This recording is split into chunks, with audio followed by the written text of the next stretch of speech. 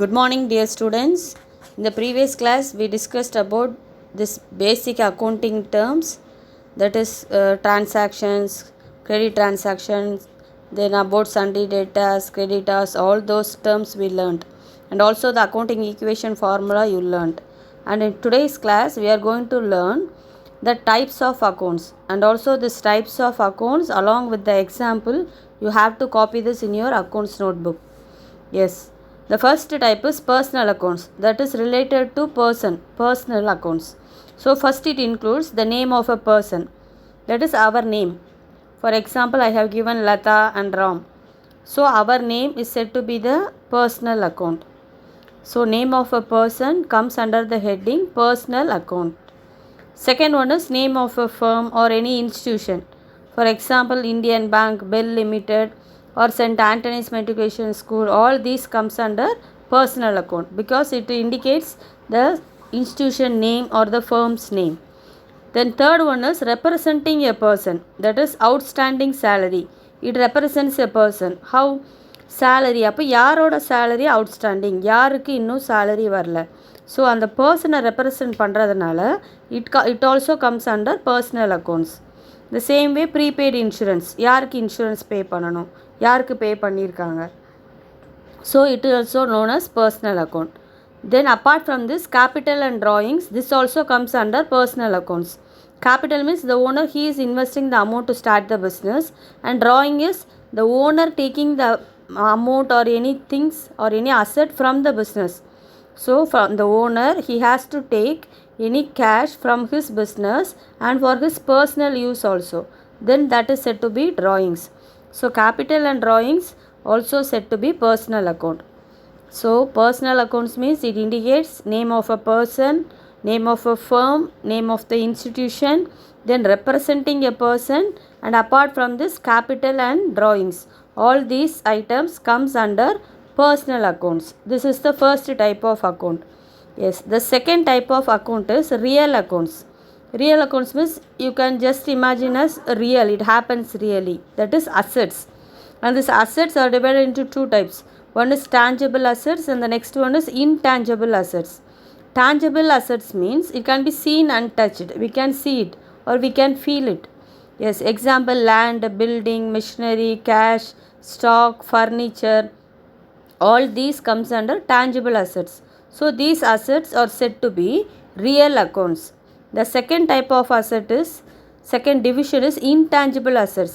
That is we can't see or touch. So example is copyright, goodwill, and then patent right.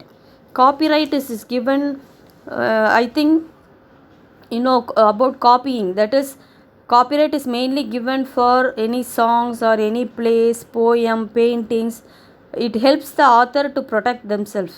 That is, others should not copy their poems or paintings. So for that purpose copyright is given.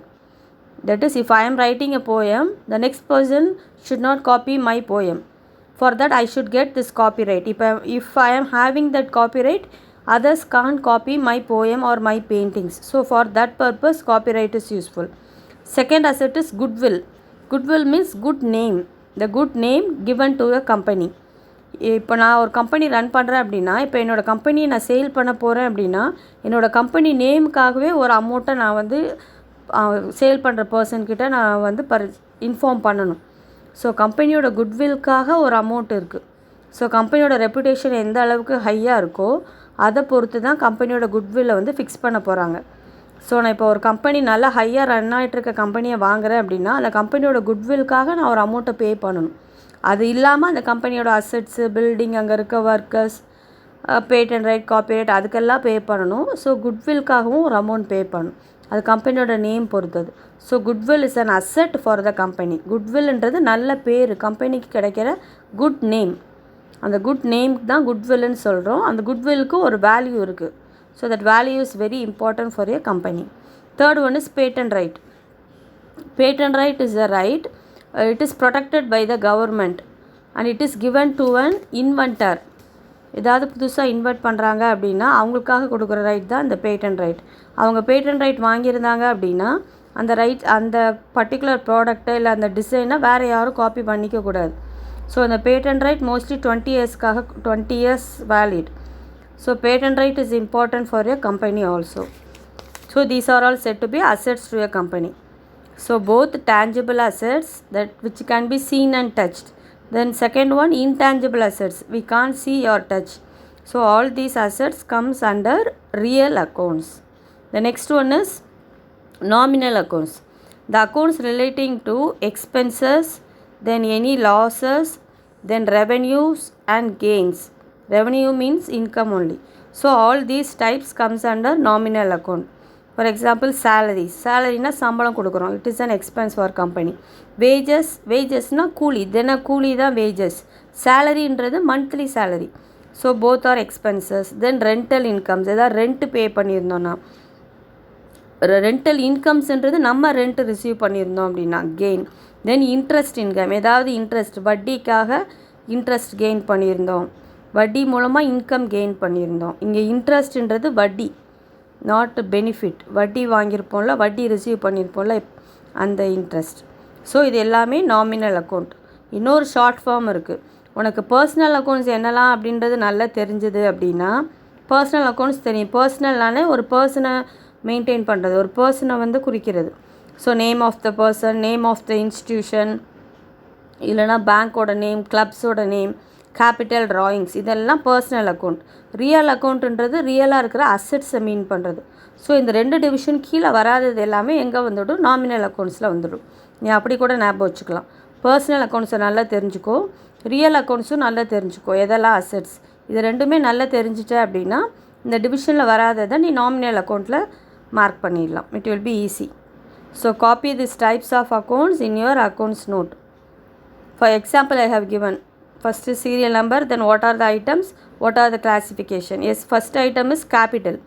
Capital means it belongs to the owner of the business, so it means personal account. Next, State Bank is given, it is an institution, so it comes under personal account.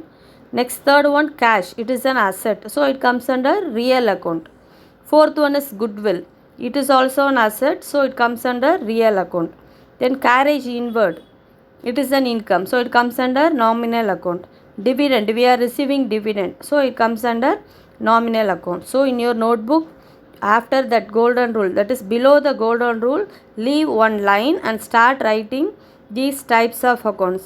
First you have to write the personal account, then real account, then nominal account. At last you have to write the examples.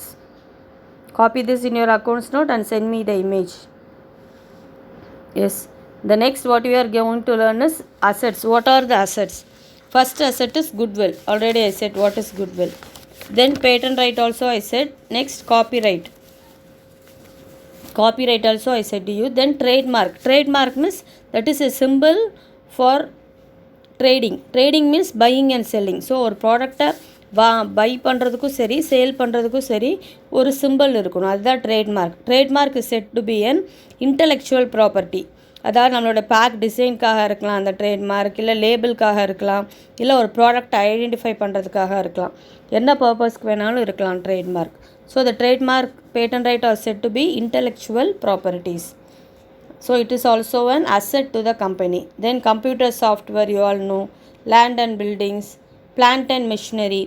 Plant and machinery means, plant means not the green plants. Here plant means in industries. இண்டஸ்ட்ரீஸில் plant 1, plant 2 அப்படின்னு சொல்லுவாங்க. இப்போ ஒரு textile division இருக்குது அப்படின்னா அந்த thread மட்டுமே manufacturing பண்ணுறது plant 1ஆக இருக்கலாம்.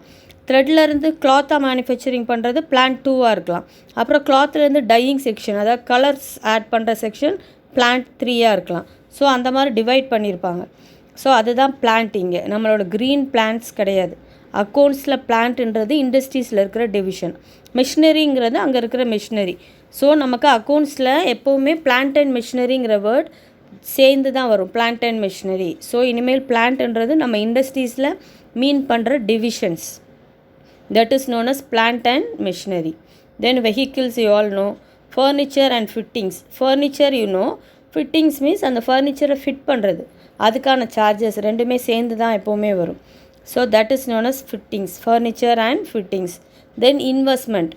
இன்வெஸ்ட்மெண்ட்டுன்றது மியூச்சுவல் ஃபண்டில் இன்வெஸ்ட் பண்ணியிருக்கலாம், இல்லை ஏதாவது ஒரு பர்டிகுலர் அமௌண்ட்டை ஃபிக்ஸட் டெபாசிட்டில் பண்ணியிருக்கலாம், இல்லை ஷேர்ஸில் இன்வெஸ்ட் பண்ணியிருக்கலாம். எங்கெல்லாம் இன்வெஸ்ட்மெண்ட் பண்ணியிருக்கோமோ அது எல்லாமே நமக்கு அசெட்.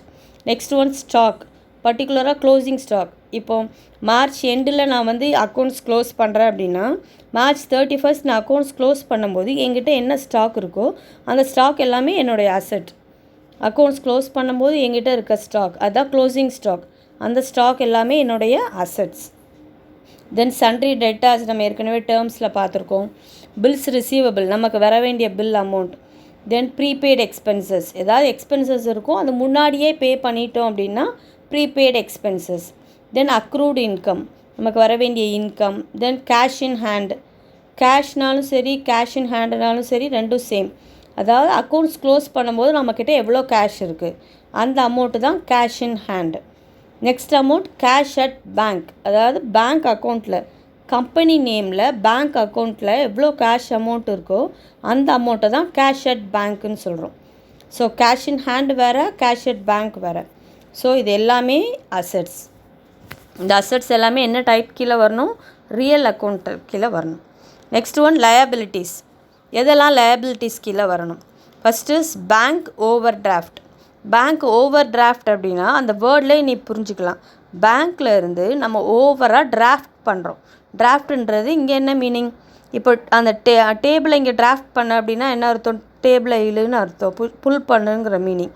அதே தான் அக்கௌண்ட்லேருந்து பேங்க் அக்கௌண்ட்லேருந்து அமௌண்ட்டை ஓவராக டிராஃப்ட் பண்ணோம் அப்படின்னா அதுதான் பேங்க் ஓவர் டிராஃப்ட்.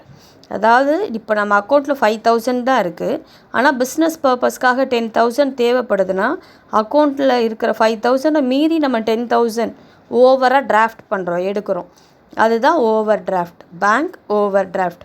இந்த பேங்க் ஓவர் டிராஃப்ட் ஃபெசிலிட்டி எந்த அக்கௌண்ட் ஹோல்டர்ஸ்க்கு மட்டும் கொடுப்பாங்கன்னா கரண்ட் அக்கௌண்ட் ஹோல்டர்ஸ், அதுவும் பர்டிகுலராக பிஸ்னஸ் பீப்புள்ஸ் தான் இந்த ஃபெசிலிட்டி பேங்க்கில் ப்ரொவைட் பண்ணுறாங்க. ஸோ பேங்க் ஓவர் டிராஃப்ட்ன்றது லயபிலிட்டி. எப்போவுமே லயபிலிட்டி அப்படின்னா உன்னோட மைண்டில் என்ன இருக்கணும்? ஐ ஆம் லயபிள் டு பே. அந்த வேர்டு ஞாபகம் இருந்தது அப்படின்னா உனக்கு எதெல்லாம் லயபிலிட்டிஸ்ன்றது நல்லா தெரியும். இப்போ பேங்க் ஓவர் டிராஃப்ட்ன்றது நீ ஓவராக டிராஃப்ட் பண்ணிட்டேன்ற மீனிங். அப்போ நீ ஓவராக டிராஃப்ட் பண்ணிட்டேன்னா நீ என்ன பண்ணணும்? ரிமைனிங் 5,000 நீ தான் பே பண்ணணும்.